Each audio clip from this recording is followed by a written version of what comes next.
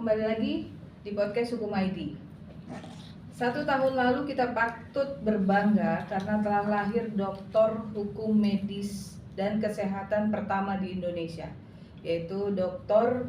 Anda Risma Situmorang SH.MH, yang karena kecintaan dan kepeduliannya terhadap hukum medis dan kesehatan, beliau mendirikan organisasi bernama PKHMK, Perhimpunan Konsultan Hukum Medis dan Kesehatan, dan LMAMA, Lembaga Mediasi Arbitrase Medis dan Kesehatan. Saat ini saya sedang bersama dengan beliau yang merupakan salah satu pendiri PKHMK yang usianya sudah mencapai 2 tahun. Apa kabar Kakak Bu? Selamat pagi Rizka dan Hukum ID. Selamat pagi para saudara-saudara saya, sahabat PKHMK di seluruh tanah air. Salam Omnium Salute Agri, salam keselamatan pasien buat kita semua. Itu yang Omnium Salute Agri itu yang langsung mengena ke hati ya. Iya. Dan itu merupakan slogan dan salam daripada PKHMK. Kak, tidak terasa sudah hampir 1 tahun ya, 28 Juli nanti kan 1 tahun Kakak menyandang dokter yang penuh medis perjuangan dan kenangan ya. Medis dan kesehatan ya. Itu kan pasti beban berat menjadi dokter. Itu adalah harus menjaga marwahnya, harus menjaga wibawanya dan apa yang setelah dikukuhkan ini, apa yang Kakak sudah lakukan, pencapaian Kakak selain mengajar-ngajar kan? Ini kan kakak di mana? Tiap kontak lagi ngajar di ini, lagi ngajarin, dia fokus jadi akademisi. Jadi saya bersyukur terutama kepada Tuhan ya, saya luar biasa di mana perjuangan saya untuk bisa menuntaskan sebagai dokter di bidang hukum, terutama hukum medis ya. Saya awalnya berjuang mencari untuk kuliah di UI, tempat saya S2 dulu, kuliah 1 tahun di Unpad, tapi tidak mendapatkan promotor yang seperti yang ingin saya tuliskan. Gitu ya, biasa itu berbeda sudut pandang ya. Saat itu saya akhirnya ke Unpris. Rizka masih ingat ya, H-1 perjalanan panjang ketika saya 1 hari lagi akan promosi ya, ini promosi, bahkan sudah mempersiapkan seminar nasional, tahu-tahu digagalkan, ditunda untuk waktu tidak jelas, dan akhirnya saya pada tanggal 28 Juli menyelesaikan studi saya di Untar ya, dan yang membanggakan saat itu saya memang tidak mendapatkan predikat cum laude, tapi waktu itu Rizka ada kan? Diberikan sebagai penghargaan lulusan dokter terbaik ya, berprestasi. Jadi dokter terbaik berprestasi. Jadi itu yang sangat membuat saya bangga, dan tentu saya ingat pesan daripada Bapak Rektor ya, Bapak Rektor Universitas Tarumanegara, dan saat itu juga Ibu Paris Setiawanti Nurwardani, Kepala LLIT, yang telah membantu saya, membebaskan saya, itu nggak bisa saya lupa, membebaskan saya sebagai mahasiswa, bisa mendapatkan nilai-nilai saya sehingga saya bisa menyelesaikan pindah ke Untar ya. Beliau berpesan saat itu bahwa seorang dokter harus menghasilkan dokter berikutnya, dan saya bersyukur dalam pencapaian saya baru mau 1 tahun saya dokter, saya sudah ikut serta menguji dokter hukum yang mereka mengambil disertasi ya, penelitian di bidang hukum kesehatan. Jadi bulan Maret 2023 Dr. Firmansyah itu ahli penyakit dalam dari Rumah Sakit Persahabatan mengambil hukum kesehatan di Fakultas Hukum Jayabaya, dan baru-baru ini bulan Juni seorang dokter spesialis patologi, Dr. Dita, mengambil perlindungan hukum terhadap dokter residen dari pelimpahan wewenang dari seorang dokter di PJP. Jadi saya bersyukur sudah dipercaya oleh Universitas Jayabaya turut serta menguji mahasiswa program dokter, jadi sudah menghantarkan 2. Jadi saya bisa mengemban amanat itu, di luar tentu mengajar dan membagikan ilmu hukum medis dan kesehatan kepada masyarakat. Kak, mengajar, kegiatan kakak kan mengajar dari kampus ke kampus, Iya. ya kan? Itu kan bagian dari kecintaan kakak terhadap ilmu pendidikan. Kalau saya tidak karena cinta ya nggak mungkin kakak sekuat ini. Kakak kan gendong genset 2 ya, jadi nggak bakalan habis baterainya. Nah, apa motivasi kakak lagi untuk para calon-calon dokter medis kesehatan yang nanti karena ini kan bukan hanya advokat ya, tapi dokter juga boleh untuk mengambil S3 atau program doktoral di ilmu hukum medis dan kesehatan gitu kan. Iya, jadi terima kasih Rizka. Memang ini saya berangkat dari awalnya keprihatinan ya. Saya prihatin bahwa tidak banyak advokat yang fokus ataupun mendalami mengenai hukum medis.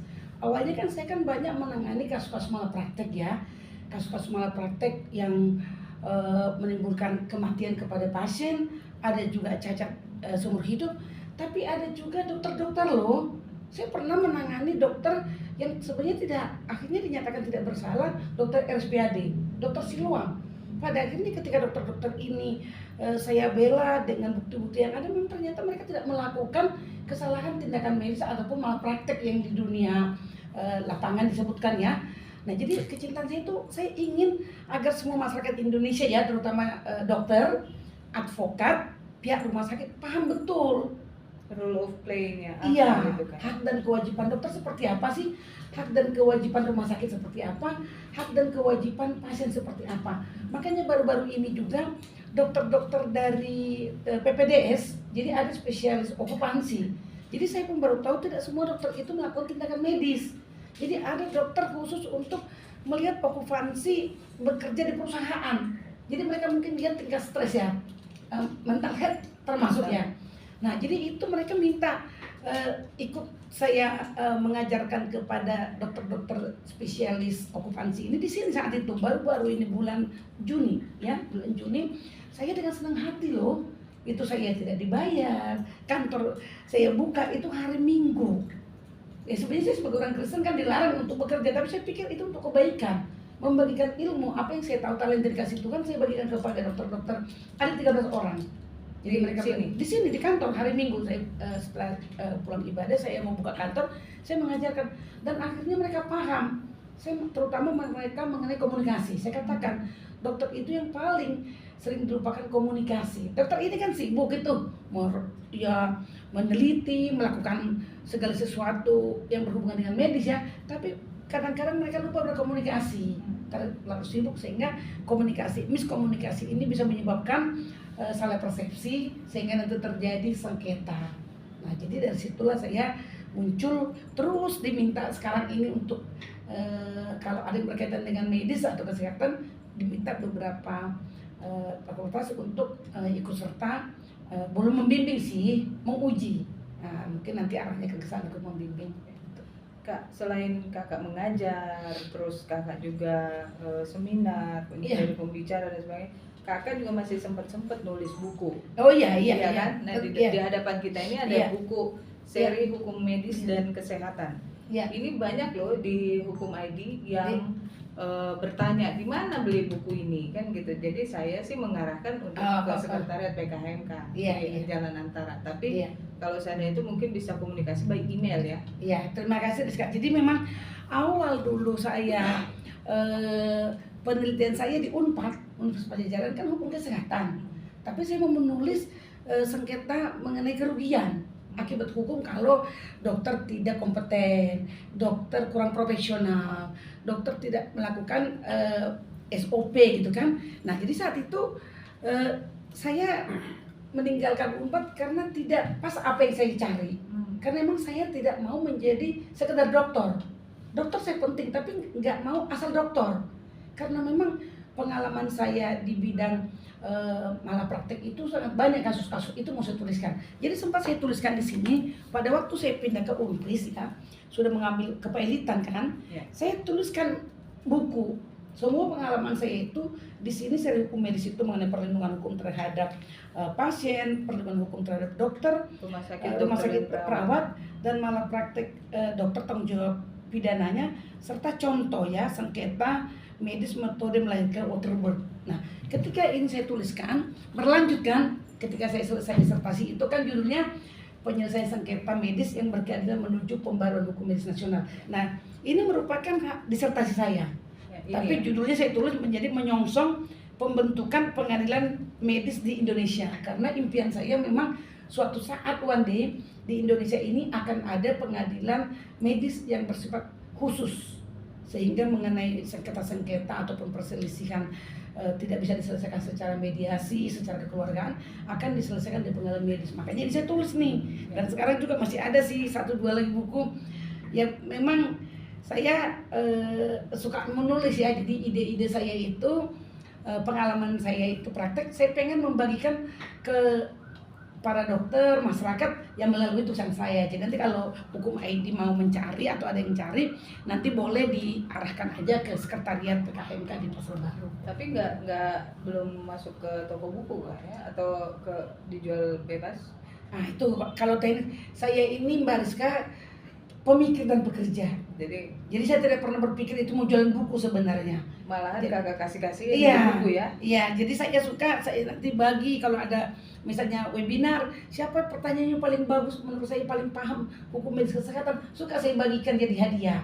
Tapi kalau ada juga yang mau beli, sepertinya admin ada mereka bikin di Shopee atau di kantor langsung. Kan PKHMK punya website. Oh iya betul. Ya? Iya. Jadi contoh gini, Mbak Rizka. Kalau dulu saya ingat ya kuliah itu suka dosen kan sekalian pakainya dijual bukunya. Banyak yang bilang, kenapa bukunya nggak dijadikan aja persyaratan untuk ke mahasiswa. Nanti yang mahasiswa beli buku dapat nilai bagus gitu kan. Kalau bagi saya buku itu adalah kepentingan daripada pribadi-pribadi. Kalau memang dia merasa pengen tahu, pengen pinter, tahu prakteknya bagaimana teorinya, ya silahkan ada bukunya. Kalau dulu sangat sulit loh, dulu jarang. Makanya saya mengalami kesulitan pada waktu menyelesaikan studi malpraktek itu. Baru berapa tahun 2020, Prof. Remi Sadedi menulis 2 buku tentang malpraktek sengketa medis. Dulu jarang. Nah jadi itulah sumbangsih saya, dan saya akan terus menulis selagi Tuhan memberikan kepada saya pemikiran. Dan buku-buku ini adalah rekam jejak apa yang sedikit dari apa yang kakak lakukan ya untuk dunia medis dan kesehatan ya. Oh iya. Jadi rekam jejak ini juga boleh teman-teman nanti mungkin ada yang mau beli atau mau dapetin, ini boleh ke Jalan Antara nomor 45 atau masuk ke website PKHMK. Iya, jadi ini bukunya bukan hanya teori. Ini the science and the soul. Prakteknya gimana sih? Nah, jadi perlindungan hukum terhadap perawat, rumah sakit seperti apa? Ya di situ ada kasusnya.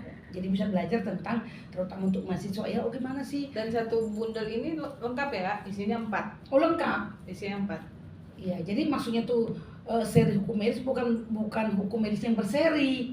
Jadi ini seri hukum medis karena memang saya punya keinginan juga menulis tentang kepahitan. Saya kan juga kurator ya.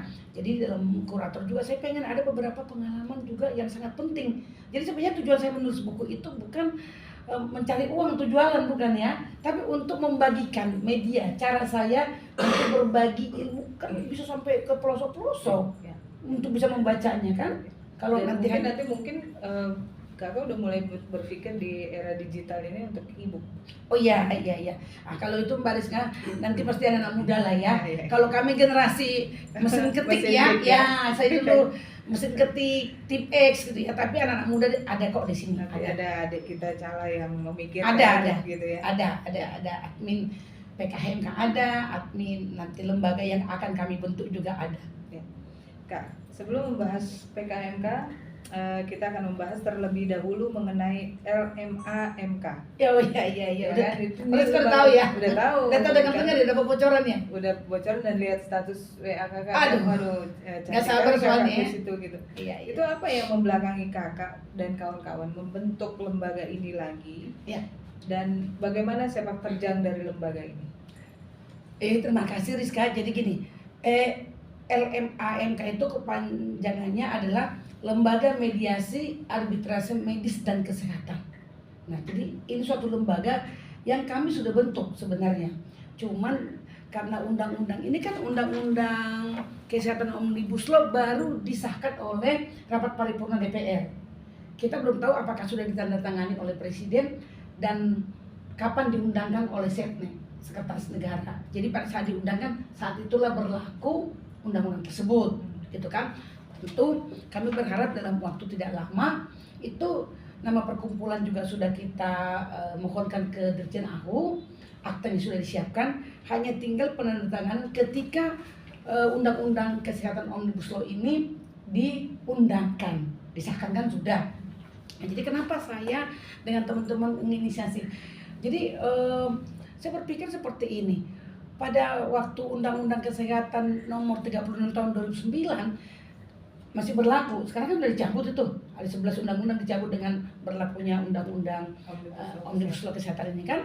Itu pasal 29 dikatakan setiap permasalahan yang menimbulkan kerugian bagi pasien yang ditimbulkan oleh petugas itu sebagai petugas tenaga kesehatan harus terlebih dahulu dimediasikan.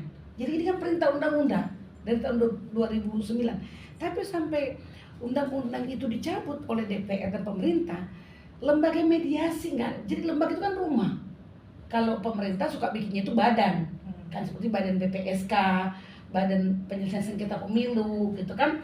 Nah, Bawaslu, badan kan. Nah, makanya kita untuk membedakannya dengan punya pemerintah, bentukan pemerintah, saya menyebut dengan teman-teman menyebutnya lembaga. Nah, jadi lembaga ini akan merupakan pelaksana daripada pasal 310. Jadi dalam undang-undang ini juga ada diatur. Jadi dalam undang-undang ini disebutkan di sini.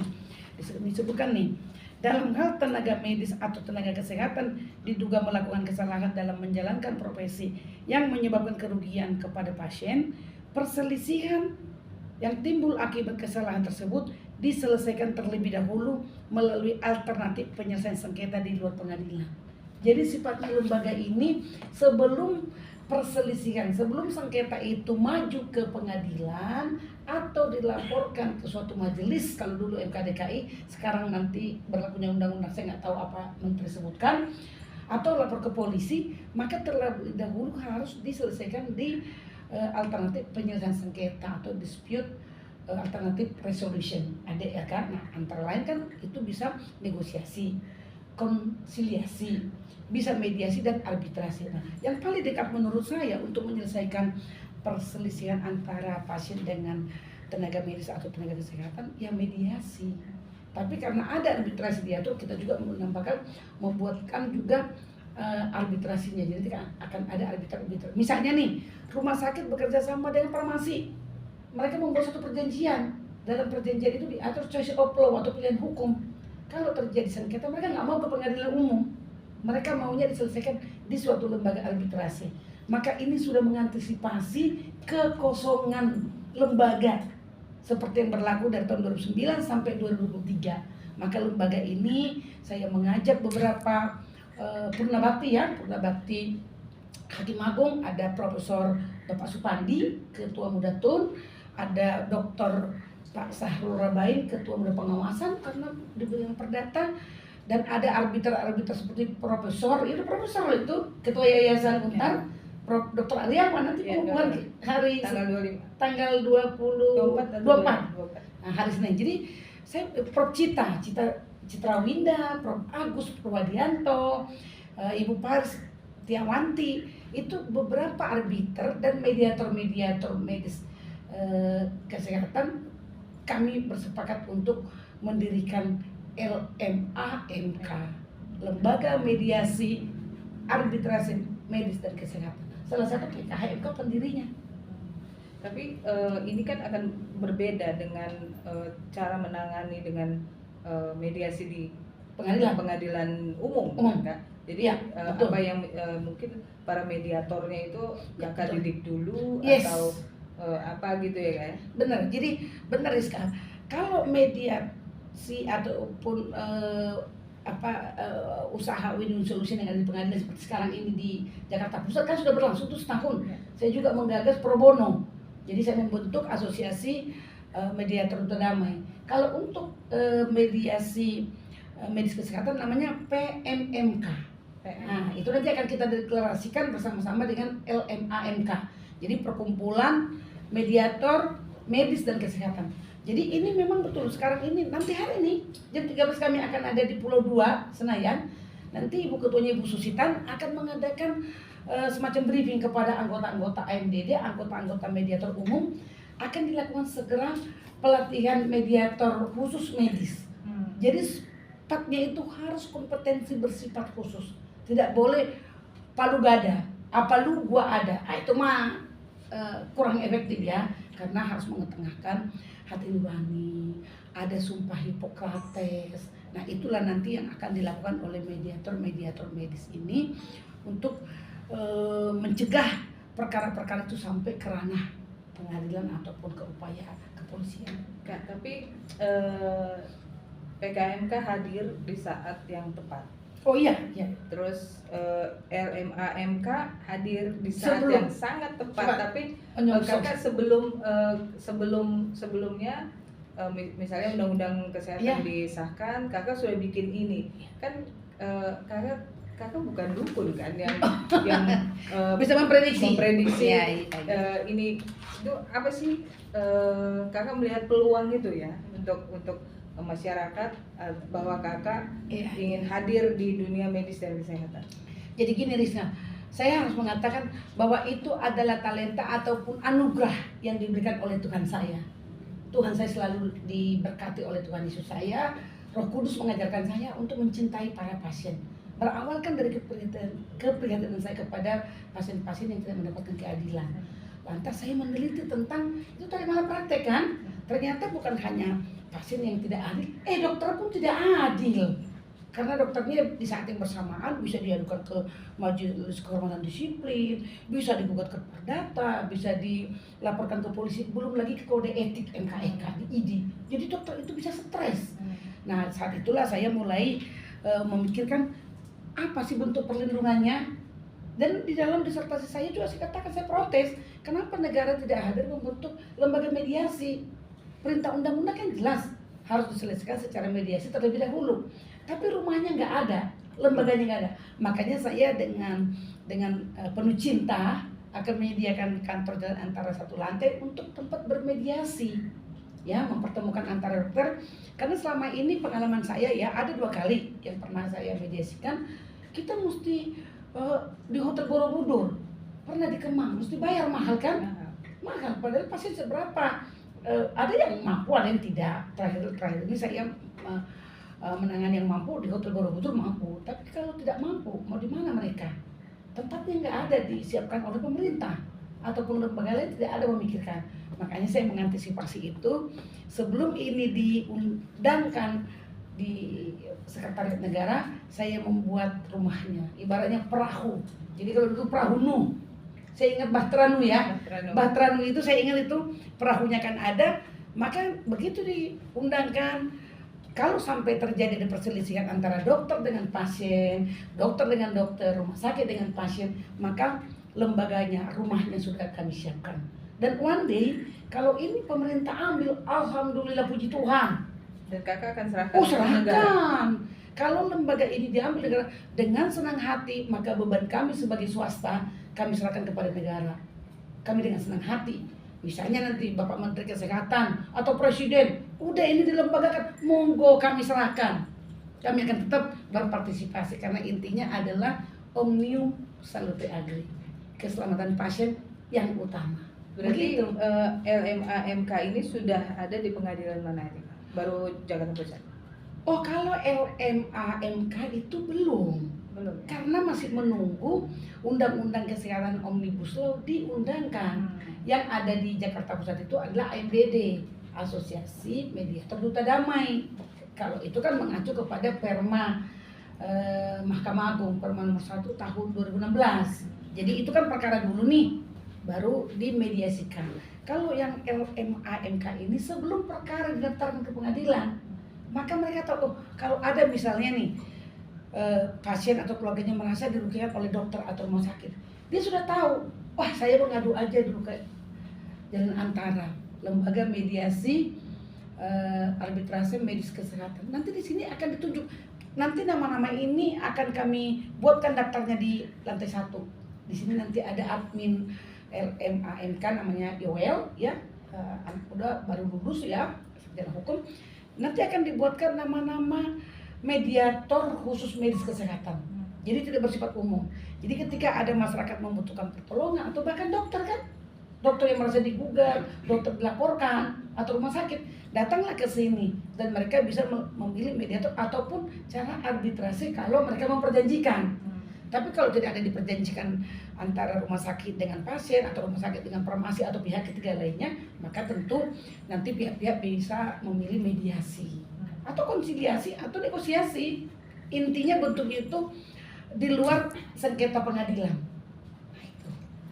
Ya, Kak, sekarang kita ke PKHMK. Ini anak kandungnya ya, Anak pertama ya. Anak pertama. Jangan anak pertama dilupakan karena sudah punya anak kedua ya. Oke. Jadi kan sudah 2 tahun. Iya betul. Dengan semua pencapaian yang menurut saya sangat bagus dan kakak kayaknya bahan bakarnya aftur deh, kan cepet banget gitu kan, sudah 2 tahun ya. Sudah Kemana-mana gitu ya, kemana-mana bahkan ke balik ya kan, ke DPR ke lagi, DPR, Komisi 9 dan bahkan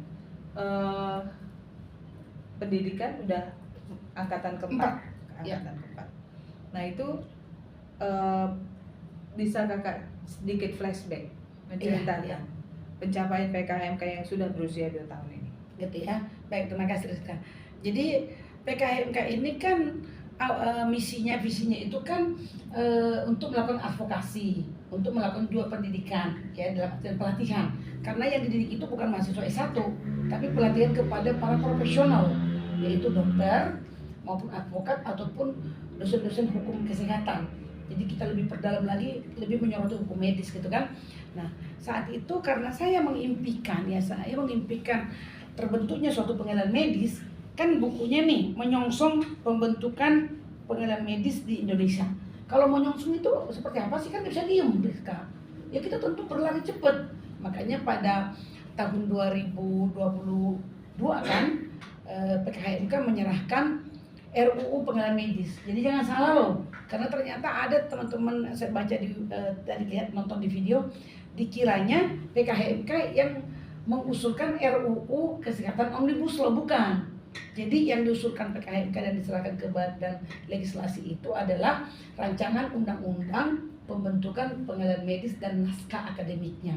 Nah dari situ ternyata saya nggak tahu juga apa yang saya usulkan ini nggak disengaja atau kebetulan, tapi ya saya pikir ini adalah bentuk perjuangan. Karena kan judul disertasi saya itu kan pembaruan hukum medis nasional. Jadi penyelesaian sengketa medis yang berkeadilan itu menuju. Jadi baru menuju nih. 2021 saya berproses, 2022 saya jadi dokter hukum medis, dan ternyata puji Tuhan 2023 Undang-Undang Kesehatan Omnibus Law merubah situasi. Saya nggak ikut-ikutan ya. Misalnya ada ID yang rame, ada STR, itu bukan ranah saya. Saya tahu tapi saya bukan domain saya. Domain saya adalah untuk perlindungan hukumnya. Jadi kalau yang lain-lain biarlah dokter, profesi lain yang mengomentari. Kalau saya hal ini. Jadi dari situ kita ikut lagi hearing, membuat daftar isian masalah. Jadi terhadap RUU ini pun kami dicek. Kalau sampai yang disahkan itu tidak ada mengadopsi apa yang PKHMK usulkan untuk perbaikan pada saat hearing ataupun dengar pendapat tidak dimasukkan, ya bisa juga nanti kan PKHMK akan mengajukan misalnya judicial review, tapi tentunya yang berkaitan dengan perlindungan hukum, yang berkaitan dengan untuk perlindungan dokter. Jadi bukan hanya pasien. Kalau misalnya dokter juga harus misalnya mengalami kerugian karena undang-undang ini, kami tentu akan berjuang gitu. Jadi itu terus aktif juga melakukan pelatihan, sudah 4 angkatan, dan yang membahagiakan itu sekarang dokter-dokter banyak yang ikut. Bahkan kemarin itu dari Papua pun ada advokat, dari Semarang ada dokter ikut ya, itu dalam bentuk pelatihan-pelatihan. Nah itulah yang dilakukan oleh PKHMK. Dan apalagi ya, kalau sebagai kapasitas saya ketua umum, ada misalnya untuk memberikan pematerian kepada relawan-relawan kesehatan. Itu saya lakukan juga, karena misalnya ada keluhan mereka ketika masuk ke rumah sakit, mereka ditolak. Jadi relawan kesehatan ini ditolak di UGD dengan alasan tidak ada rujukan. Mereka bingung, Nah itu saya bekali, saya katakan kalau dalam keadaan sudah sangat darurat, tidak ada rumah sakit yang boleh menolak. Karena di undang-undang lama ada pasal penelantaran.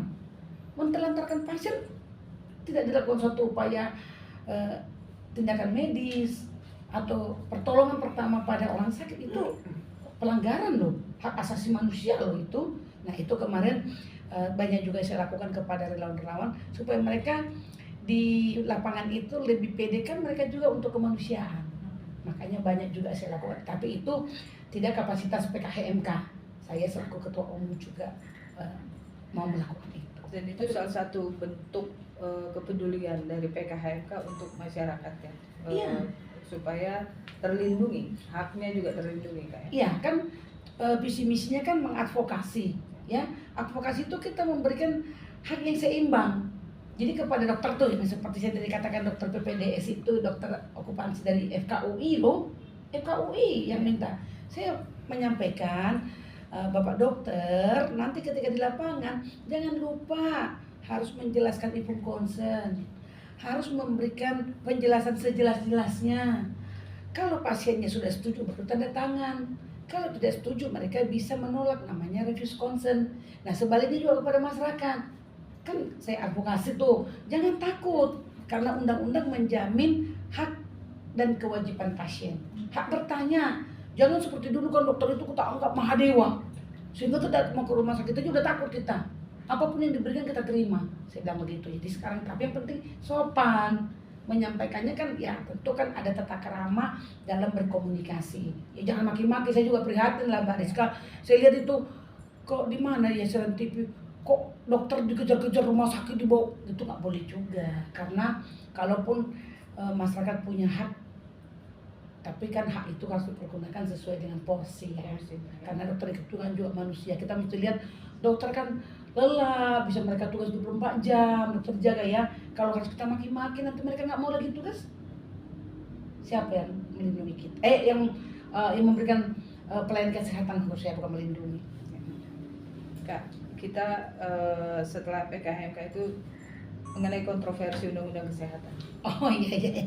Yang Dimana, rame ya. Ya, dimana ini sekarang kan lagi meradang di mana gitu Iya. kan. Terus karena undang-undang kesehatan ini adalah simbol runtuhnya tembok yang sangat kokoh itu. Iya. Yang Pak Sekjen Pak Sekum kita ya. Pak Sekum bilang itu adalah Jendela kecil. Jadi ini sudah bukan jendela kecil lagi, sudah kokoh dan terbuka. Rumahnya pun Ya, terbuka. Nah, dari organisasi profesi di bidang medis ini, apa pendapat kakak mengenai ini? Pendapat ya, ini perspektif saya boleh sebagai ketua PKHMK maupun secara pribadi ya. Jadi gini, memang kan seperti kita ketahui selama ini kan ini kan sangat tertutup, menjaga imunitas. Bahkan dalam penelitian saya itu saya katakan di dalam Konsil Kedokteran Indonesia yang ada ID-nya, mereka membuat suatu peraturan yang menurut saya itu lagi saya protes kan. Saya uji materi ke Mahkamah Agung 2 perkonsilnya yang mengatakan kalau dokter sudah dinyatakan salah oleh MKDK itu bukan bukti baik perdata maupun pidana. Itu saya sangat menyakitkan. Saya sangat protes ya, sangat ketika masyarakat sudah mengadukan nasibnya, sudah dinyatakan dokter salah secara medis ya, dicabut STR-nya.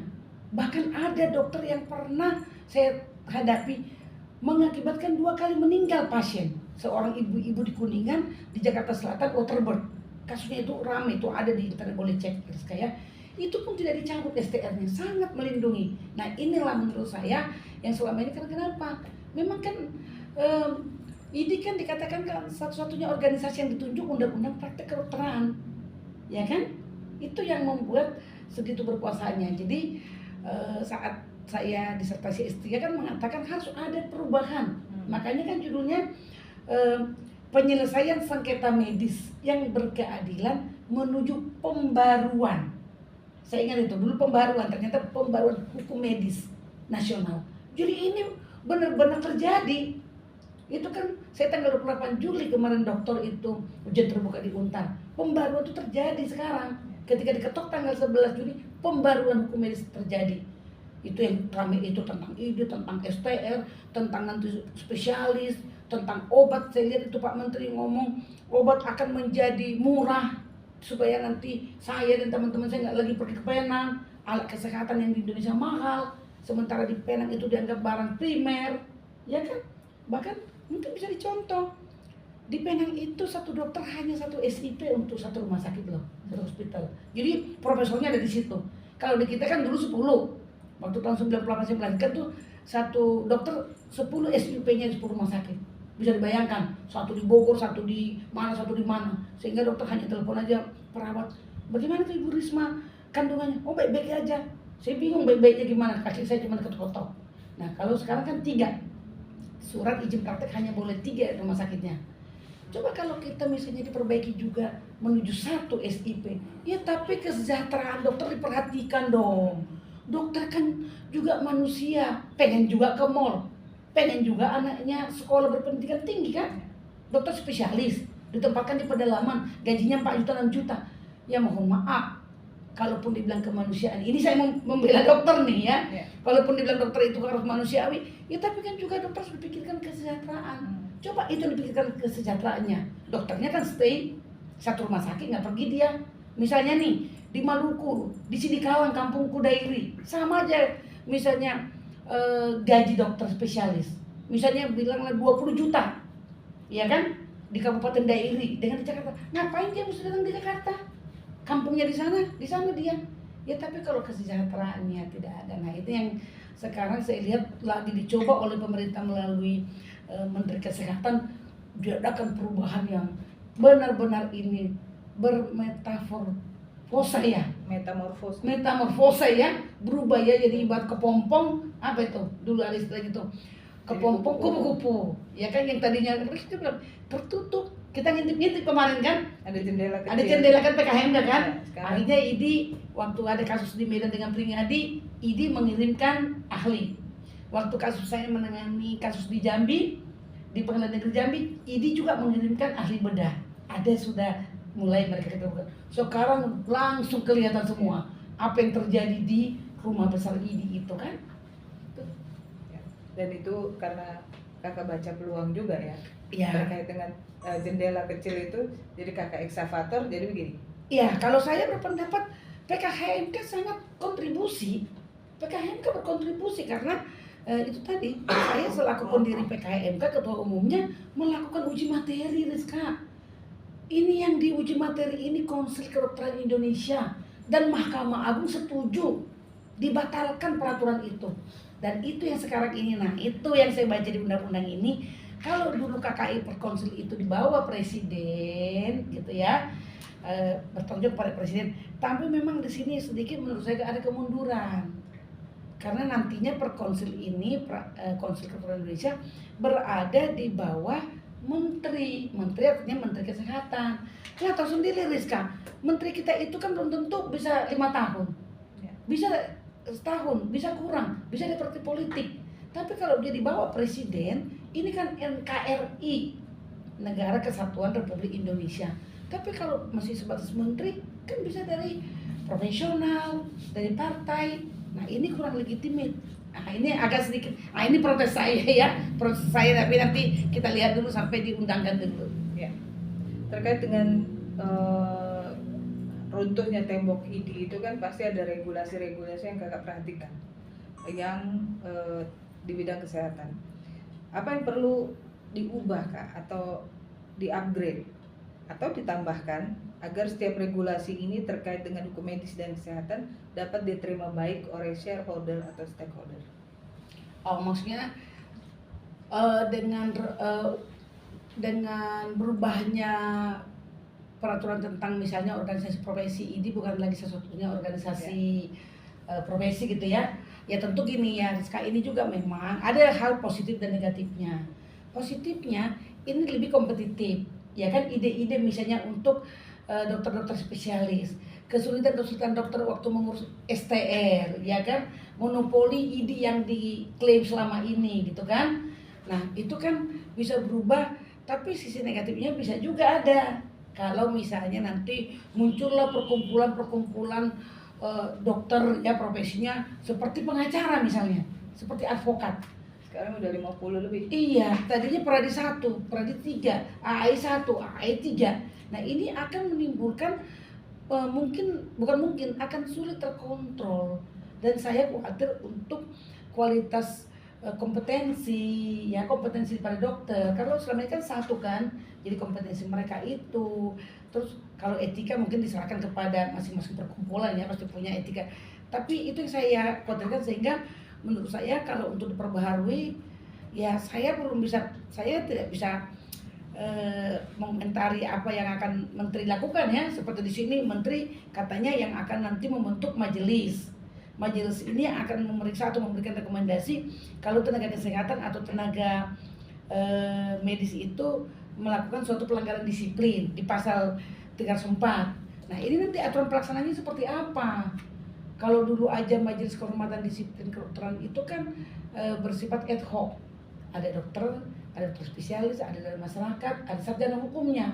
Itu aja pun masih menimbulkan ketidakadilan saat saya teliti. Nah, apalagi ini kalau hanya di bawah menteri. Nah, ini saya sangat tidak setuju kalau majelis yang akan melakukan pemeriksaan, kalau ini dianggap seperti MKDKI ya, dan lebih menurut saya ini lebih parah di pasal 38 apabila seorang tenaga kesehatan ataupun tenaga medis itu dilaporkan ke kepolisian atau digugat ke pengadilan perdata, maka tenaga medis, tenaga kesehatan itu harus terlebih dahulu mendapatkan rekomendasi dari majelis. Rekomendasi. Jadi misalnya gini, dia digugat, dokter A digugat oleh pasien B yang anaknya menjadi lumpuh, seperti kasus anak Rehan. Nah, ketika itu mau digugat ke pengadilan atau dilaporkan ke polisi, harus terlebih dahulu mendapat rekomendasi dokter itu, apakah boleh diperiksa atau digugat.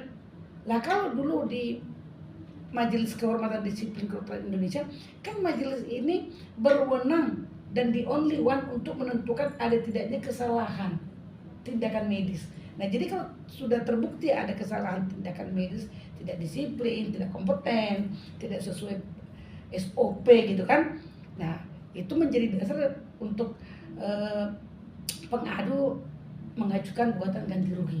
Kalau ini sebutannya rekomendasi itu dari majelis, rekomendasi untuk seseorang tenaga medis, berarti kan dokter atau dokter gigi, untuk dapat dilakukan suatu upaya hukum.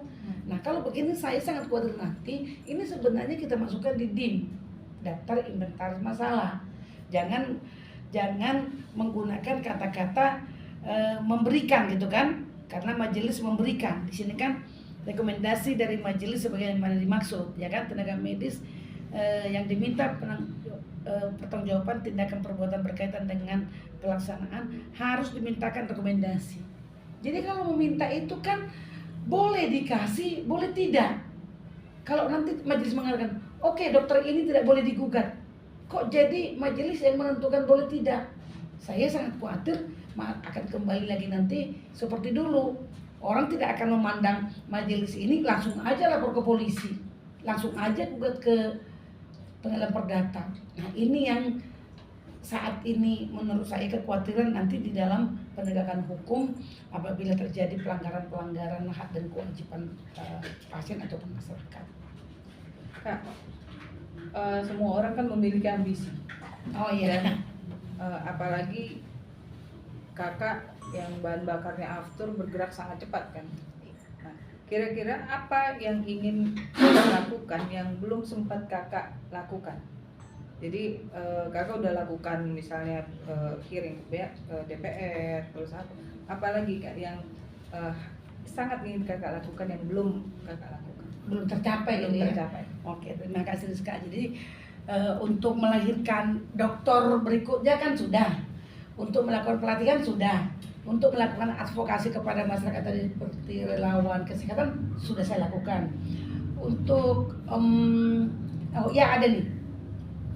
Jadi nantinya Rika, mudah-mudahannya saya mohon doa dari masyarakat dan hukum ID di suatu universitas ini sedang digodok menjadi peminatan, mengajarkan hukum medis dan kesehatan, medical law and health law.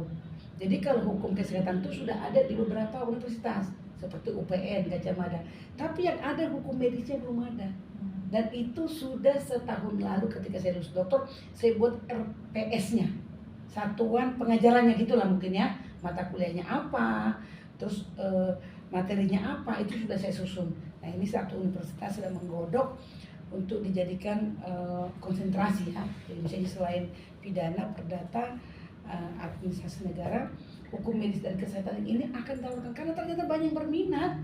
Bahkan sebelum ada dokter hukum medisnya, belum ada mata kuliahnya, sudah ada yang mengambil itu. Jadi kalau saya lihat itu penguji pembimbing memang tidak ada yang berlatar belakang di yang menguasai hukum medis kesehatan. Jadi ini kan sangat bagus ya. Sehingga kalau dari awal kita bimbing, kita arahkan, misalnya ini loh objek penelitiannya dipersempit kalau memang tenaga kesehatan.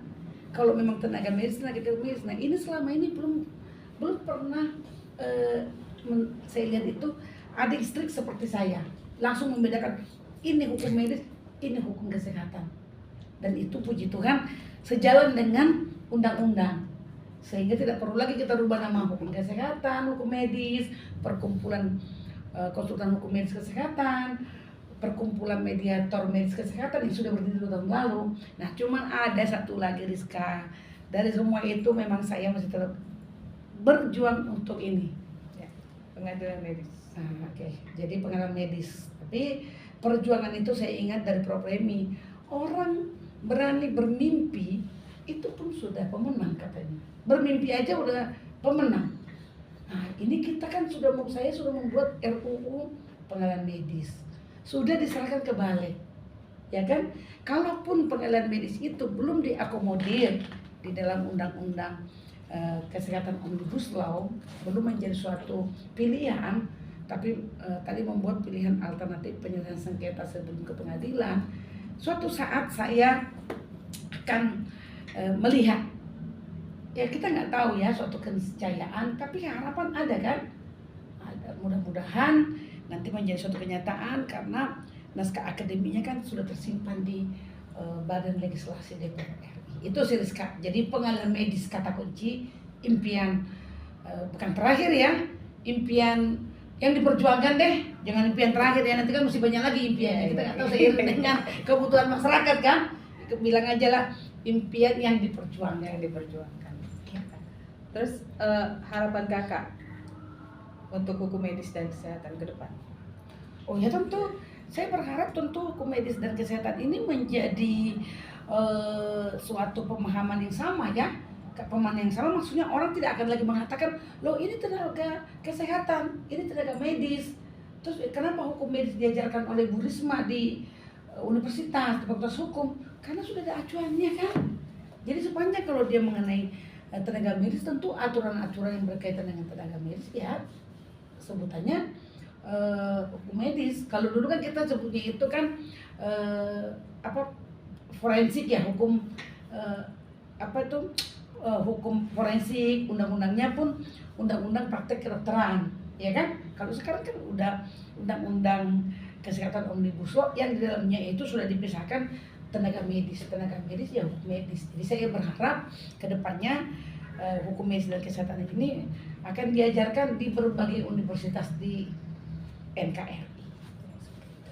Dan sekarang baru memulai langkah kakak dari Jayabaya.